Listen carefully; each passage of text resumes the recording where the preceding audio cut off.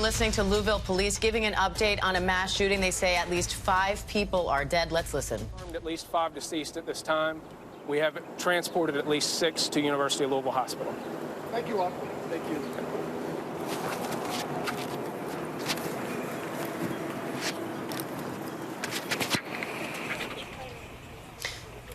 So again, that was Louisville police updating us on a mass shooting at a bank there. They say 5 people were killed inside the bank. I believe they said 6 people were transported to the hospital, including an officer. Still no word on their conditions, but they say the shooter was dead on the scene. I want to bring in ABC News contributor, former NYPD chief of detectives, Robert Boyce, and ABC News contributor, former FBI agent Brad Garrett for more on this. Brad, talk me through what we're learning so far. This happened at a bank, and it seems the information so far is limited, but what do you make of what we do know? So if you talk about a call coming in around 8:30, maybe 8:39, typically banks aren't open that early. So what does that tell us? We still don't know the motivation of the shooter, but did he go in with employees? Did he force the employees to go in? Does this have anything to do with the bank being potentially robbed? Or is this a domestic? I mean, we have no idea. But the point being, LMPD immediately responded, and it sounds like got into a gun battle with this guy. They've got one officer that's shot. They say the shooter's down. 6 people are deceased, maybe others. My guess is others are injured. But that's about all we really know at this point. The shooter was dead on the scene. Does that tell you that the shooter was dead before police arrived? Well, maybe. I mean, typically what happens is that when mass shooters, hear sirens or hear the activity of police outside, or maybe even initially engage with the police, they may well shoot themselves. But we don't know that. Obviously, he had enough time to shoot one officer. So at least there was some interaction. So obviously, he was not dead when they arrived at the scene. Brad, they're saying 6 people were transported to the hospital here, including a police officer, but no word on their conditions. They say 5 people were killed inside. It sounds like those 5 people were not including the shooter. It does sound that way. And if this occurred reasonably in fashion, like most mass shootings, I mean, most mass shootings occur under 5 minutes.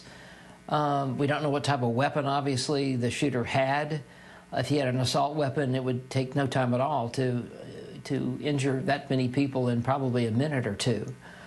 But this is another situation without knowing more, where you have police responding quickly, and it sounds like got on top of it and perhaps saved other lives.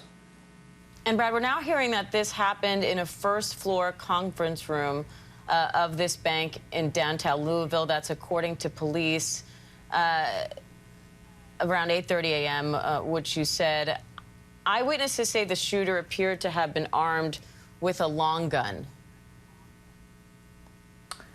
In a conference room with a long gun, obviously you could harm a lot of people in under a minute. It's an interesting location. It would make sense, in my belief, working hundreds of bank robberies, that banks aren't open at 8:30, but the staff are there. How did he get in the building? Is he connected to the bank some way? Was this targeted? In other words, this wasn't a bank robbery. It happened to be that the shooter had some issue with the bank or with an individual at the bank and arrived, you know, in the neighborhood of 8:30, probably a little before. We'll see how that sorts out. So far, sources are telling ABC News that, according to the preliminary information at least, this shooting is not believed to have been a terror-related in any way. How do you go about determining that, and how important is that determination at this stage of an investigation? Well, it's only important from the standpoint of connections to the shooter. In other words, was this an event that's supposed to lead to another event? Clearly, you need to get that in hand as quickly as possible. I mean, what little, Diane, we know, I suppose, doesn't really lend itself preliminarily to this as a terrorist act. This sounds like it's either workplace violence or it's generated toward a particular individual, I suppose it could be a takeover type bank robbery, but if there's only one lone shooter, that wouldn't be high on my list on limited information we have.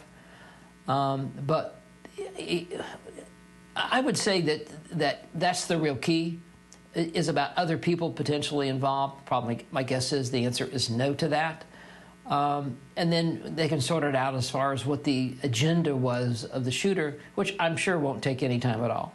And we're now hearing that a responding police officer was shot in the head. That officer's condition is unknown, but it does sound from that them saying the shooter was dead on the scene. They did not find the shooter dead on the scene, that the shooter was killed on the scene, but sounds like he was alive when officers responded to this case. This is, of course, still a very new story, developing information here. We're going to keep you updated. Brad, thank you. Hi, everyone. George Stephanopoulos here. Thanks for checking out the ABC News YouTube channel. If you'd like to get more videos, show highlights, and watch live event coverage, click on the right over here to subscribe to our channel. And don't forget to download the ABC News app for breaking news alerts. Thanks for watching.